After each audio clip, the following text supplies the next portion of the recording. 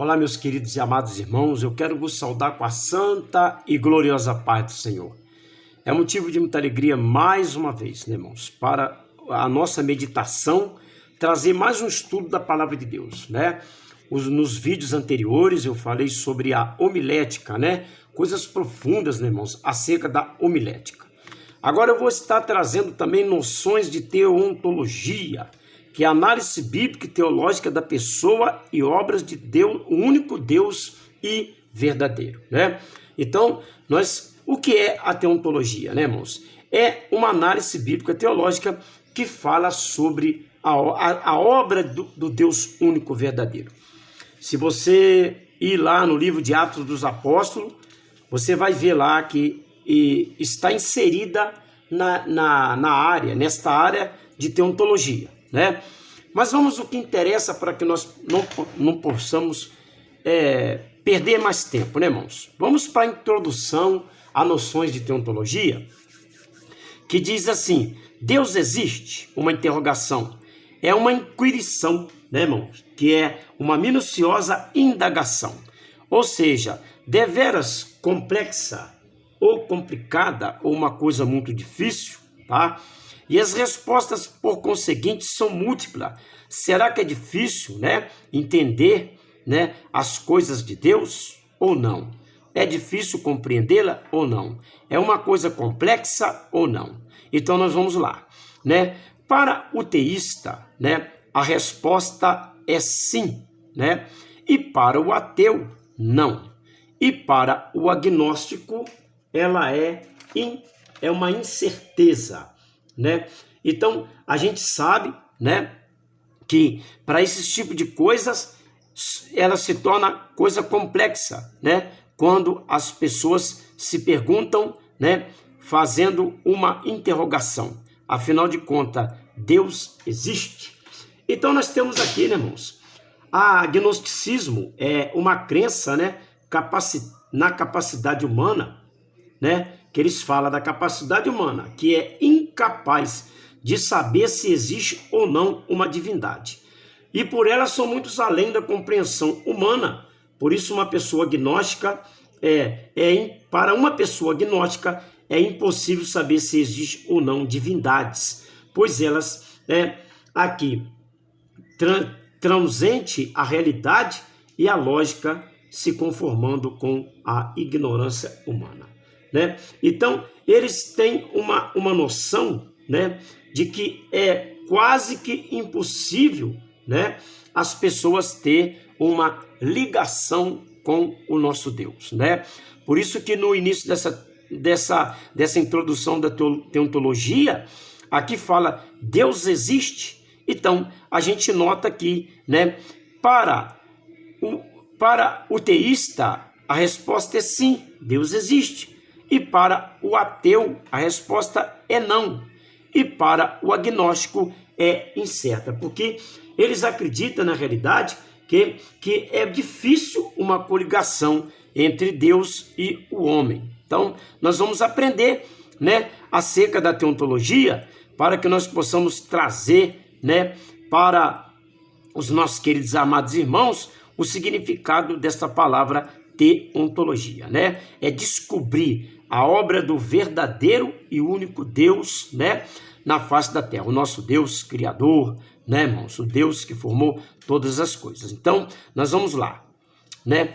A crença na existência. Deus tem atingido patamares significativos e afirma que se na sociedade brasileira mais de 90% das pessoas dizem acreditar em Deus, este seguramente é um apontamento auspicioso, né? Que significa, né? O que é auspicioso, né? Então, vou falar alguma coisa sobre a palavra auspicioso, né? Na antiga Roma, era um sinal dos deuses que os augúrios, né, tiravam, né, do céu, que se tornava os auspícios, né, que também era necessário, sobretudo, aos cruzar certos limites para conhecer a vontade dos deuses, tá? Não fazer seria uma afronta para eles, segundo a mentalidade dos romanos, e causaria terríveis desastres, né?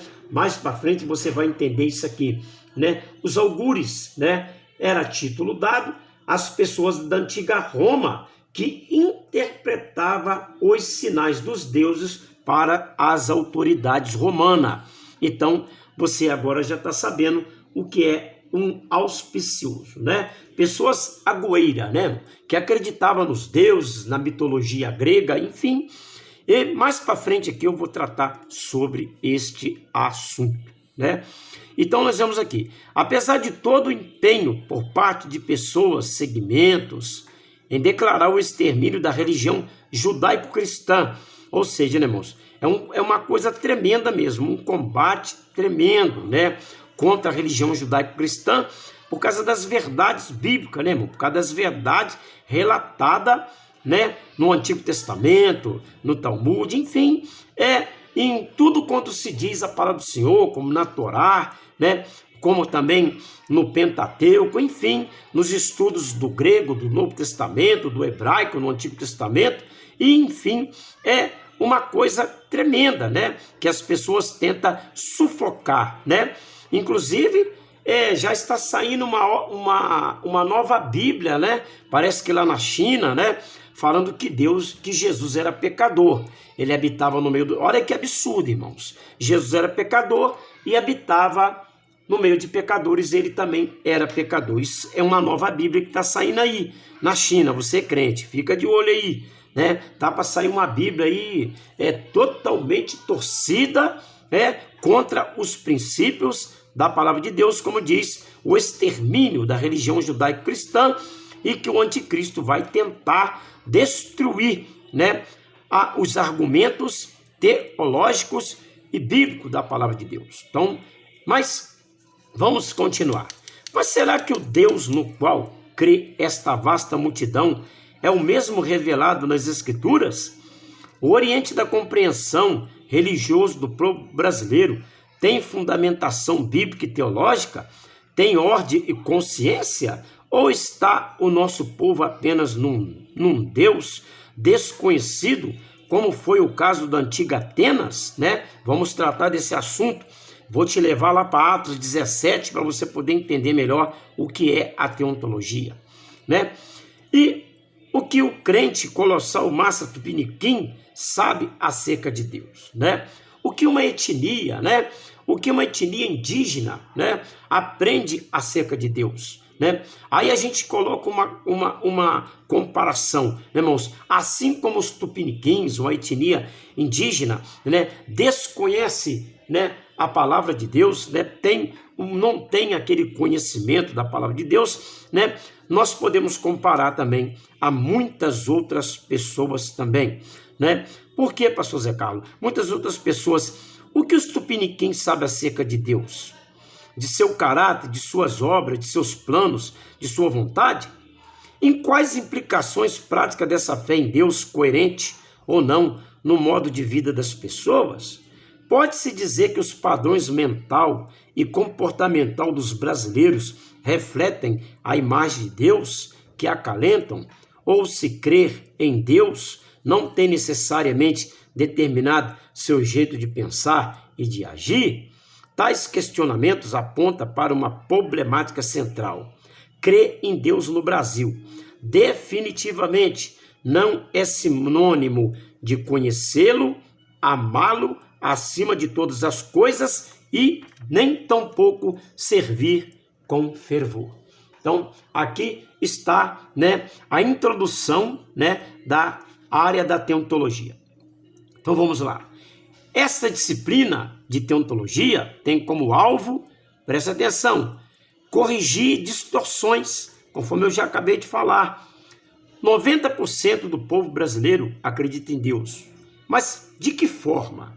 De que maneira eles acreditam em Deus? Através da idolatria, do misticismo, através da feitiçaria, através de outros tipos de religiões, do hinduísmo, do budismo, né? Então, são coisas que nós precisamos corrigir, né? Distorções atinentes à pessoa de Deus, arraigadas no imaginário religioso brasileiro. E, sobretudo, recitar algumas doutrinas judaico-cristãs que pode iluminar o caminho de quem crê no Criador. Mas quer se relacionar com ele de maneira revolucionária e transformadora?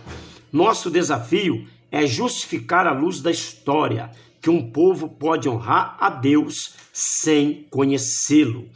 Este é o caso de boa parte do povo brasileiro e, em seguida, fornece fundamentação bíblica, teológica, prática, quem deseja, especialmente para aqueles que desejam amá-lo, servi-lo com alegria e também com fidelidade. É aquilo que eu já falei, né? Para o conhecimento das religiões, né? E as religiões que torcem o verdadeiro, a verdadeira palavra, as escrituras sagradas, né? Como as doutrinas judaico-cristãs, para eles Deus está em todo lugar. Não é isso que acontece? Então nós vamos aprender sobre esta área aqui, né, irmãos? Então vamos lá. A teontologia, tá?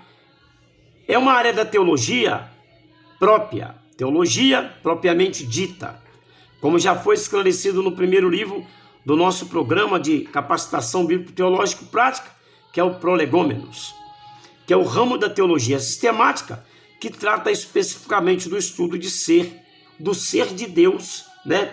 E que esta investigação abrange a existência de Deus, os atributos de Deus, a trindade de Deus, a criação, a providência e a teodiceia e também etc. Né? Vamos dar um exemplo, né, do presidente da República, Abraham Lincoln, ex-presidente dos Estados Unidos da América. Ele diz assim: eu entendo que um homem possa olhar para baixo, para a terra, e ser um ateu, ou seja, porque quando nós olhamos para baixo da terra, o que nós vemos? Nada. Mas não posso conhecer que ele olhe para os céus e diga que não existe Deus, viu? O egrégio Billy Graham declarou: Deus é a força primária, motivadora da vida. Não pode ser provado pela mera racionalização, não pode ser contido num minúsculo tubo de ensaio de fabricação humana ou confinado a uma forma algébrica. Augusto Strong afirmou: a existência de Deus é uma premissa fundamental das Escrituras, que não tem comentários para afirmá-la ou comprová-la. Assim, nossa principal base para a crença na realidade de Deus encontra-se nas páginas da Bíblia. É o que nós vamos aprender, irmãos. Encontra-se nas páginas da Bíblia. Olha só, comenta-se que até Voltaire, que era um ateu, Voltaire era um ateu muito famoso, ele asseverou, olha o que é que Voltaire, este ateu, ele asseverou: se Deus não existe, seria necessário inventá-lo. Toda a natureza está gritando que Deus existe. Olha que coisa maravilhosa. Portanto, conheçamos e prossigamos em conhecer a Deus, o nosso bendito e maravilhoso Senhor, né? Então, isso aqui é apenas a introdução, amém, irmãos, da teologia. Nós vamos agora, eu vou tentar falar a primeira parte, vai ter muito mais vídeo, tá, meus queridos amados? Eu vou tentar falar a primeira parte aqui, que fala: você conhece o Deus desconhecido? Hein? Então vamos lá. Você conhece o Deus desconhecido? Então vamos lá. Agora nós vamos começar a entrar no estudo, tá? Historicamente, apenas na Grécia tornou-se um ápice do progresso político, cultural, filosófico, tá? Que era a filosofia, quem já leu, sobre Aristóteles, sobre Platão, sobre Empedocles e outros mais intelectuais, né, do mundo antigo, né, que recebeu esse nome em homenagem a uma deusa chamada Atena, sua patrona, tá? A Atenas era o centro das artes, da arquitetura, da literatura, da política, e durante os anos dourados da história da Grécia, no século V a.C., tá? E por ela, séculos mais tarde, olha o que acontece. Agora nós vamos começar a entrar na profundidade, conforme eu já falei, né? Portanto, conheçamos e prossigamos em conhecer o nosso Deus bendito e maravilhoso. Por quê? Porque esta realidade você só vai encontrar nas páginas das Escrituras Sagradas, tá? Então vamos lá. No ano 5º a.C., por ela, séculos mais tarde, o apóstolo Paulo passou em sua segunda viagem missionária. Está lá escrito em Atos capítulo 17, o verso 15 e 18, verso 1. Há uma história que possivelmente ocorreu pouco antes da referida Idade do Ouro, a Idade Helênica, né? Quem é que não conhece o helenismo, né? Muitas pessoas falam do helenismo, mas para que você não saiba, o Evangelho de Jesus cresceu muito na era helenística, né? Foi a época que o Evangelho mais foi pregado, as épocas das viagens missionárias de Paulo, né? E uma dessas principais viagens missionárias de Paulo foi na cidade da idolatria, na cidade da cultura intelectual e da filosofia do mundo antigo. Então, aqui vê lá, a mesma é detalhada no livro Fator Melquisedeque, né? Você que tem esse livro que fala, e gostaria de sumariá-la e tendo em vista que ela introduz com exatidão essa disciplina de teontologia. A seguir, vamos analisar, tá bem? Bíblica, teologicamente, a pessoa e obras de Deus, tá? Então vamos lá.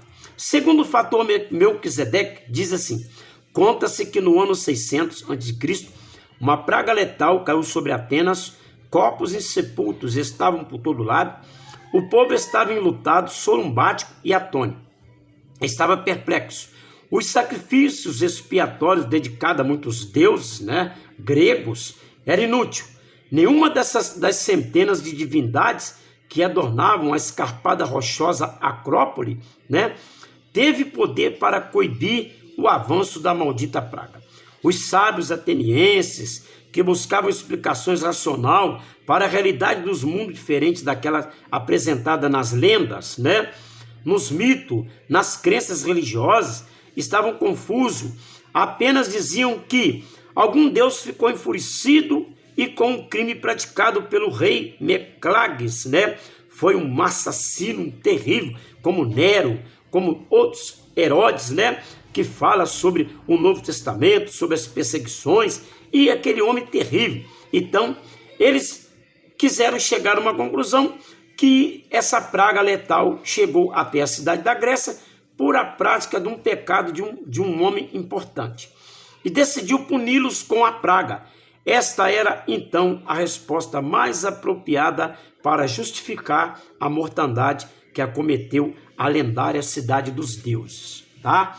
Então, eu vou falar agora aqui o panteão dos deuses, tá? Sem mais opção, mandaram um navio a Knossos, na ilha de Creta, para buscar um homem chamado Epimênides. Alguns acreditavam que ele poderia livrar Atenas do caos e da morte, o possível salvador.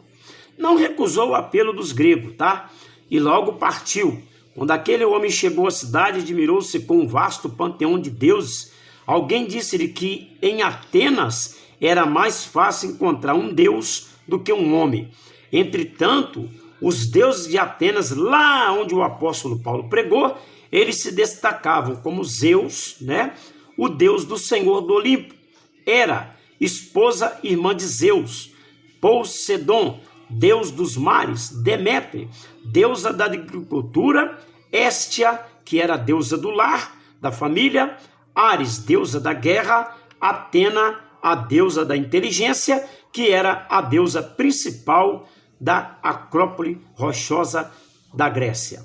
Então, Afrodite, até hoje as pessoas adoram essa deusa, né?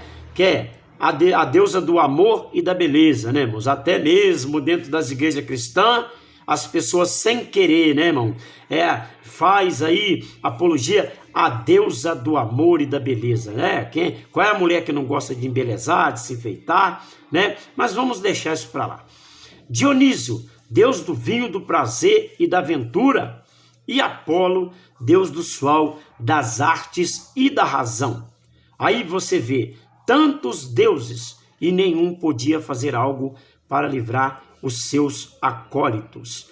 Tantos deuses e todos eles impotentes diante da tamanha desgraça que devastava a cidade. Tantos deuses e todos impotentes diante da temível dama da foice, ou seja, a praga letal, conforme a gente está vendo aí a pandemia, né, irmãos?